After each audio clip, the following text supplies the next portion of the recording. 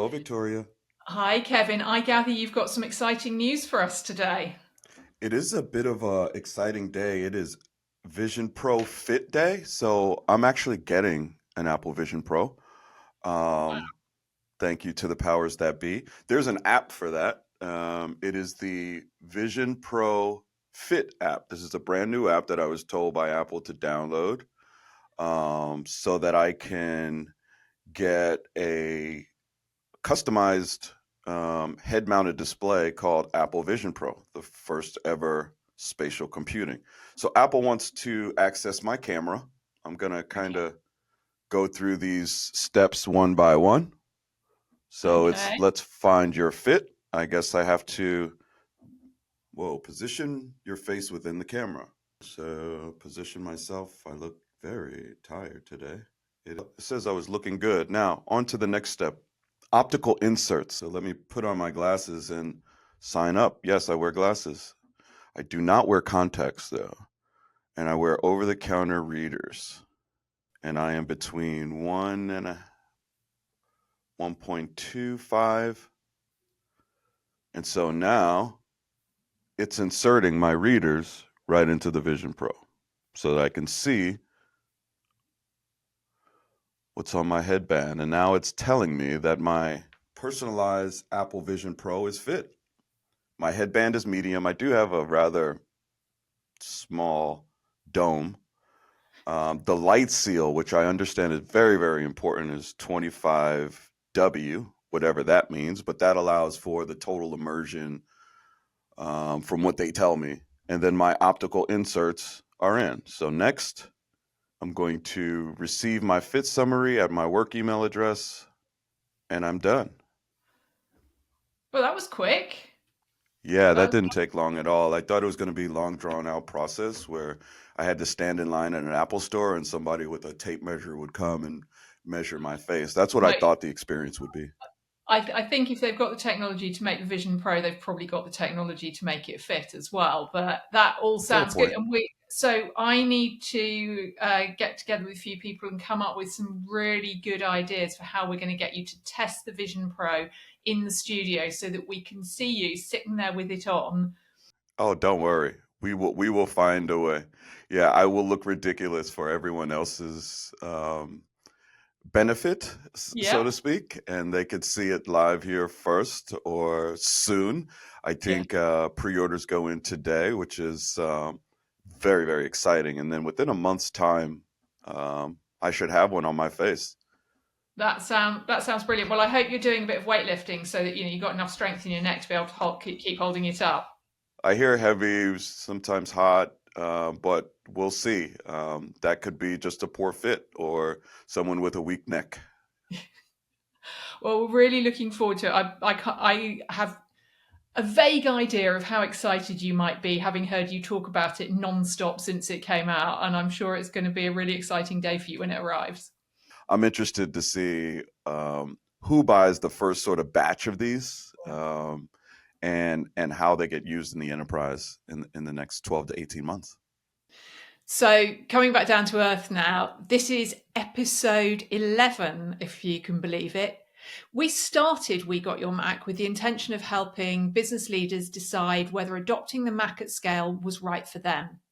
We've heard from a lot of industry experts about the benefits of using the Mac at work, but for this episode, we wanted to hear from the users, the people that this decision affects the most. So we've assembled a panel of SHI employees to find out why they prefer the Mac, how they use it at work, and why they feel it makes them more effective in their jobs.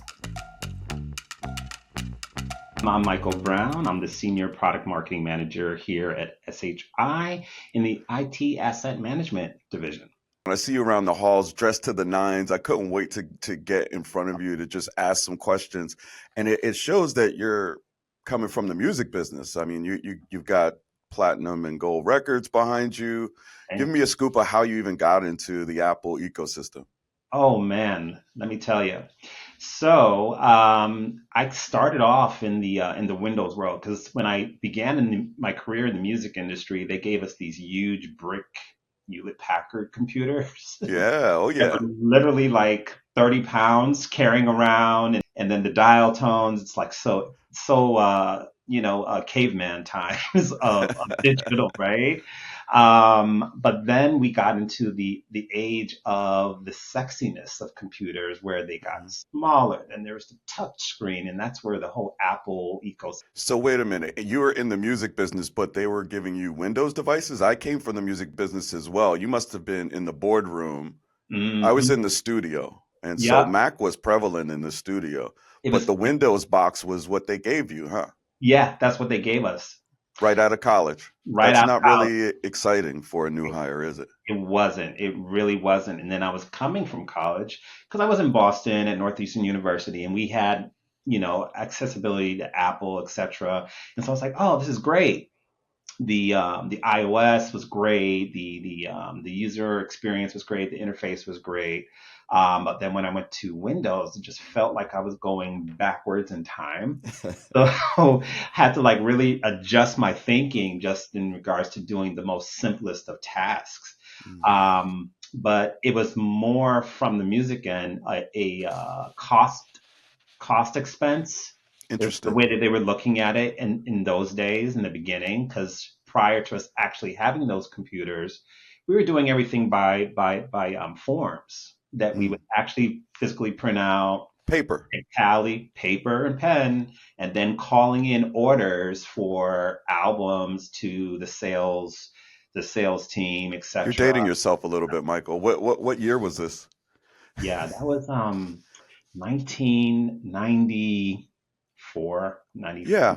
Yeah, 95. we're about the same age. I remember that age. Were you in publicity? No, I was in marketing. I So I see. started off as a field marketing rep, and then I then jumped into being a artist development representative, where I was then dealing with the go-to-market strategy for a lot of the recording artists that we had underneath the company. So you went from paper to like airdrop. That must have been a massive shift. Oh my goodness, it was very, because it was just such a daunting process whenever we go to Walmart's or we would go to Transworld, which people probably know as FYE or Coconuts back in those days. We would go to their head offices to do presentations for upcoming releases. And here I am with this big brick, boom, and then, also the attachment case, the utility belt that I called it, because then we had to plug it in, and then we had to plug in all the other plugs just so that we could do presentations. Mhm. And then it went from that to Apple, where then it became sexy. Mhm. AirDrop, floom. And It it was just, just works. it just worked. And it was very, very, very, very intuitive. So how long has it been then since you made the switch from the Windows machines to Apple? How many jobs ago did you decide, hey, when I get hired for a job and I have a choice, I'm going to choose Mac? Yeah, so let's see. So then that became a permanent fixture for me in 2010. Okay. That's a Yeah, pretty good clip. That's almost a yeah, 15-year, 14-year marriage. yeah. And Yeah. then, I even tried to, brave the dangerous by going back to Windows to see if I was missing out on something. I did an experiment for like a year in Okay. switching from my iOS phone to a to a to a Android phone, and then yeah, that was a whole bad mistake. I was like, okay, Okay. let's go back. And I even remember during that time of the music industry, we were very heavy into Blackberries, right? So that was a Yes. thing. Everyone was. Sure. Everyone was. We knew that we were the thing and the people. If we had the BlackBerry and you were official, it was a statement. And Uh, and I remember that iPhone came out literally maybe another month prior to after me getting the actual BlackBerry from the company and them issuing it as a regular standard device. And then I'm looking at this young lady at a dinner table, and she's just swiping through. She's like, "Let me look at my stocks. Swipe, swipe. Let Showing me." you up with your QWERTY keyboard, right? It didn't Yeah, and matter I had a anymore. world BlackBerry, and I thought I was really doing it at that time. I was like, "Oh, I'm doing it," and then I You saw, were a couple weeks ago. yeah, and I found that I was very obsolete then. And I was like, "Oh, we have to get into the Apple ecosystem," and then that's when I really started diving into it further and started becoming that Apple fan guy of Okay. looking at what that technology was doing, because it was doing something that was very turnkey. It was easy to use, and it just had wow appeal. Talk to me about your killer apps. What kind of apps do you use on your Mac? Is it PowerPoint? Is it the Microsoft stack? I mean, we talked a little bit about the Microsoft operating system, but do you use Microsoft product on your Mac?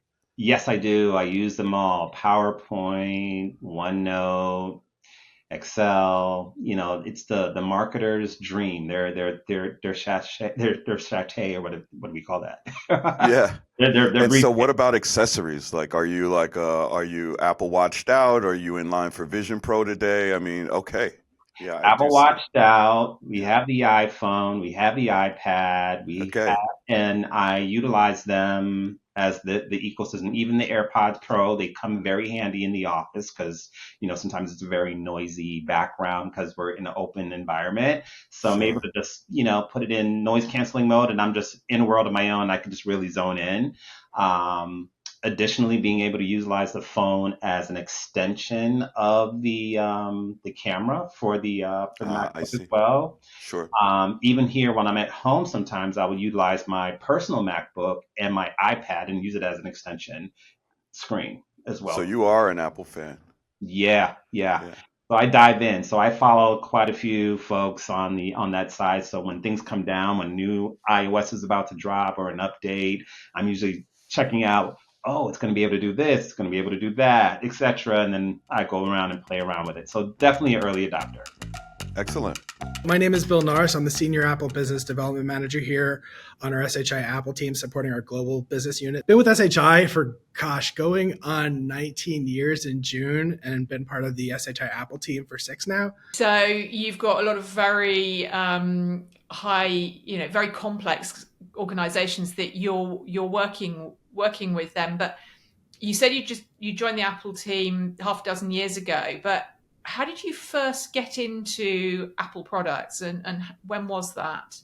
So, on a personal basis, I probably around 2015. Traditionally, I was a PC user, but a lot of my friends had Apple products, spoke very highly of them.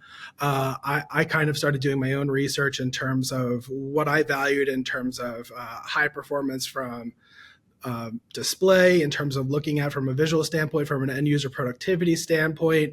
Already having God, I feel so ancient. I already had an iPod. So just trying to diversify my personal user base in terms of what I was using. And just really, it kind of opened up my eyes in terms of how much more efficient I could be on a personal level, right? In terms of having messages attached to where I could communicate with friends much easier. So kind of a whole different world opened up to me on a personal standpoint when starting to use a 15-inch MacBook Pro in around 2015. So you done the iPod, you had the MacBook Pro. What Apple devices do you have in your home now? What do you use on a personal level now? Oh gosh, I'm fully outfitted. I sidecar or have a secondary monitor a lot of the times with an iPad Air, I should say. I have a HomePod for when we entertain for music. My wife and we leverage that in terms of adding some entertainment.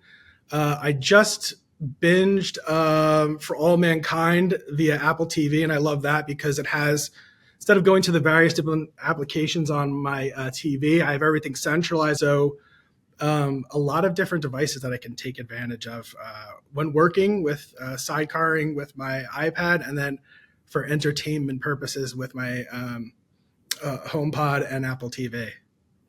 Okay, so that sounds like you're pretty committed then now to the Apple ecosystem at home. When did you start using Apple in the office for work? So I transitioned over. I was supporting a retail customer in inside sales, and helped to really bridge the gap between what was a challenging relationship between an Apple rep and an SHI rep. And that was around heading into 2018 is when I first joined the team and started working with my Mac on a professional level. And it really, once again, kind of just allowed me to be more productive from a professional standpoint. I know I said I was productive and a lot of entertainment value from a personal purview, but from a professional standpoint, able to collaborate with my teammates in terms of just putting in messages whether we have a QBR or something coming up, I could put in my keynote or proverbial PowerPoint presentation and work with my counterparts that are both SHI and Apple badge to make modifications, edits in terms of documentation, numbers or Excel that are all included in iWorks, able to update from in terms of what we're looking at for opportunities in our pipeline and updating what we're looking at in terms of performance and metrics and KPIs. Seamlessly communicating with my team in messages again, right? I know we can utilize Teams. Sometimes it's always pinging in terms of notifications, right? But with messages, I can see it centralized right there in terms of work with distribution, allocating stock in terms of our partners, working internally with my counterparts that are BDMs, in terms of strategizing for incentives, a lot of ease of use from a collaboration standpoint on a professional level in terms of messages and sharing documentation and being able to just work together really efficiently and smoothly. Actually, that's an interesting point because a lot of people that we've talked to have been really thinking about using the Microsoft Productivity Suite on their Mac, but haven't actually had that, that conversation about working with people who are using Apple and iWorks for their productivity. So being able to move documents between those two ecosystems is important in your role then. It's easy to just drop, literally just drop a presentation in there in terms of keynote or numbers. The other thing that I know from a professional standpoint is when I do have work travel, just the easy continuity of doing things, right? Like I can be in a hotel room right when I first start working on my Mac, but then say if there's travel that day and I need to head to the airport or something like that, I can easily pull out my iPad from a continuity standpoint, hop in an Uber, continue to work, field a call with, I forgot to mention personally and professionally, AirPods, take a call with my AirPods if I need to. And then when boarding flights, right? Usually I try to wrap things up before I'm boarding, but there's always a sense of urgency as I'm getting on a plane or whatever in terms of work travel. I can then continue on my iPhone that I have and finish up an email in terms of follow-up action items, right? Like a lot of times with travel, if I was on a PC, I'd be like, okay, I'll follow up with you tomorrow, next week, whenever it might be, but I can be much more impactful in terms of capturing in the moment conversation and continuity on my iPhone and take that email that I started on my iPad and finish it up and type it all out and send it on my iPhone. So that way the customer knows that I value their time and I'm immediately being impactful in terms of follow-up action items and scheduling the next steps in our sales and workflow. Yeah, I think this has come up a number of times where people have talked about the fact that that ecosystem means you're not trying to work on a laptop on a plane where there isn't room to use it. Or in my case, when you accidentally forget and leave your laptop behind, at least you have the ability to continue working on your other devices. So yeah, that I can see, particularly with business travel, that there is a huge benefit to being able to move seamlessly between them and using the most appropriate device for the situation that you're. I think for me, it's definitely the productivity of everything. I know there's those, while I'm a tremendous advocate of all Apple products, there's a lot of people that are blind allegiance to Apple, right? No matter what they release or launch, they're always going to be behind it. While I do support the product, it's really not necessarily me being a fanboy with blinders on. It's really the personal experience that I've had from a productivity standpoint, both personally and professionally, that makes me be an advocate, right? And I think I'm reaping the benefits from a productivity standpoint that makes me value it and want to cheerlead Apple so much. It's not necessarily just because there's sleek and nice marketing with cool colors and the latest in entertainment and pop culture. It's more about how I can be more effective and impactful with my work and even with my family and friends when I'm not on the grind and taking to task all the things that I need to do. Yeah, well, it certainly sounds like you've done your research and you're being objective about it, and that what's really important here is that actually it allows you to do your job better, as well as it isn't the only thing to measure. And it sounds like that you are better at your job as a result of the technology you're using. Yeah, just the collaboration piece in terms of being able to access my counterparts in a seamless fashion. And I've said that a lot, but I mean, that's what I value the most. And that's why I really want to preach it, because I think a lot of people could benefit from that seamless continuity in terms of the Apple ecosystem. Name's Josh Dunsky. I've been with SHI almost 26 years now. Currently, I am responsible for our partner marketing strategy. So I work with a lot of our strategic partners and integrating them into how we go to market and building, campaigns and plans and messaging with them. So 6 years is a long time, Josh. I mean, how long has it been since you made the switch from Windows to a Mac machine? Because you're one of the original SHIers with a Mac. yeah, I think it was pretty early on. I mean, it was shortly after I got my first iPhone, right? So however long ago that goes, I mean, 15 years, somewhere around that time. Okay. I mean, this goes back to when you were starting to build up this new partnership called Apple at the time, and nobody cared. And I've always been a fan of new technology and shiny things. And I think at that point, probably even still, so having a Mac was a little bit of a status symbol. So it was certainly an ego boost to have one.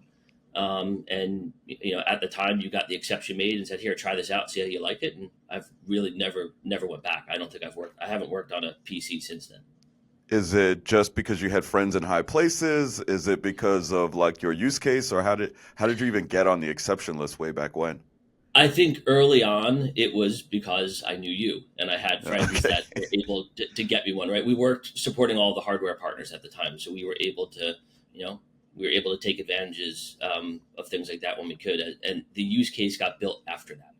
Mm. Right. It was a year or two before even the organization came back and said, "Hey, we noticed you're using a Mac. Why? Like our standard is PC." And at the time, I was supporting a variety of OEM and ISV partners. And the the use case I kind of made at that point was that So the going into VMwares, the HPs, the the HPs, all, Dells. all of them, yeah. So Yeah. walking into an HP meeting with a Dell raised flags, right? It was eyebrow. Why are you bringing that into our office? But for whatever reason, going in with an Apple device with a Mac didn't get that same response. Was It less was like controversial. it was Interesting. less conflicting, and maybe at the time because the PC guys didn't think of Mac as a threat to their business. There Mm. wasn't that same. It was, oh, you're a Mac user, you're one of those people. So it brought the guard down a little bit, and it Mm. made it eased some of those issues. And then I also was meeting with lots of customers at the time. I was, in a role similar to you've been at times, right, where I would get brought in to help talk about our value prop for any of the partnerships that I supported. And I think it implied that I was maybe more senior than I was, or I had more clout within SHI than I did, because at the time Macs were for execs. So it kind of gave me that sense that, well, he's a Mac user, we should listen to him. I don't know why, but it just always seemed to be the case. But it also sparked a lot of conversation. Uh, It I think sparked it's you, conversations Josh. I about don't know if it was the Mac. I think you have that uh, ability, right, to be that's in many yeah, rooms. But I think the Mac gave you a bump up. What yeah. what what use cases did customers see though with you bringing the Mac into their environment? A lot of it was, how do you get the support for that?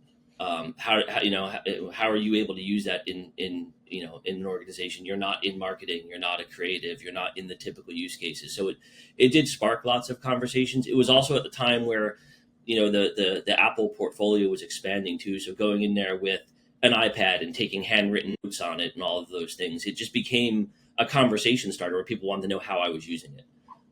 So it became an icebreaker, if nothing else, but it did lead to, having other Interesting. They're conversations. like, how do you do this in corporate America using Yeah, Windows-based applications and still get the support you need? And yeah, your answer was, it just works, or yeah. what was your answer? Yeah. I mean, a You lot of don't it need a lot of was, support. yeah.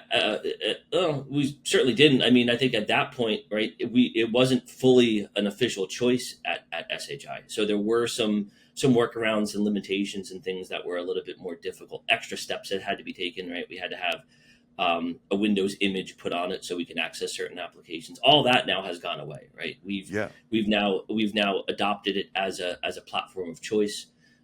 It's integrated into all of the other tools we have. It's managed the same way, so it's become even a better experience than it was before. I remember those early days of virtualization. Do you still virtualize your Windows apps? Nope, it's not now. It's not even on a standard image anymore. So everything runs native. And I think as we, as Microsoft modernized and updated their stuff, and like it became less of a Apple versus Mac thing, right? That productivity suite became useful in native. So as we adopted M365 and Teams and all of those platforms upgraded to become Mac, OS kind of native, the experience is great. I log on and do my job just like everybody else now. Yeah. Well, look, at the end of the day, it's about being able to collaborate and work with whoever you need to work with. And those are the platforms those are the platforms we've standardized on. It's the platforms that a lot of other organizations have. So to be able to just natively interact and not have to convert things from one file format to another is kind of what's necessary to do the type of work we do, working with a diverse set of people inside of SHI and with our partners and with customers. We have to be able to collaborate on multiple platforms. And that's not a problem at all, working exclusively on Mac and Apple products. Thank you very much to all of our guests today. Thanks to Kevin for being a fabulous co-host, and thank you to our listeners. If you want to know more or to listen to any previous episodes, please go to wegotyourmac.com, where you can find not only the episodes, but all sorts of other information and resources to help you on your journey to adopting Mac and Scale, helping with your decision making and understanding what it is you need to do to achieve the results that these users have talked about in making them more productive and more effective at work.